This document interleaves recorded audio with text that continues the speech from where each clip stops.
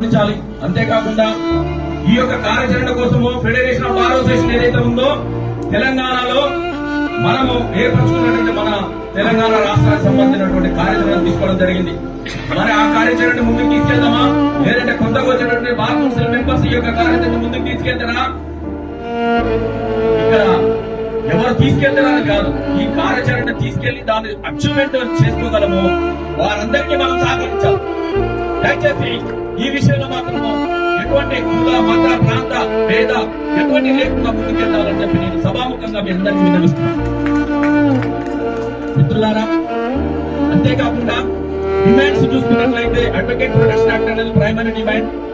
తర్వాత న్యాయవాదుల రక్షణకు సంబంధించి చూసుకున్నట్లయితే ఇంతకుముందు ఫాస్ట్ ట్రాక్ కోర్టు సంబంధించి అసలు అడ్వకేట్ ప్రొటెక్షన్ యాక్ట్ వచ్చినట్లయితే 2021 సంబంధం చనిపోయినటువంటి వామనరావు దంపతులకి ఈ రోజు వరకు జస్టిస్ వచ్చింది.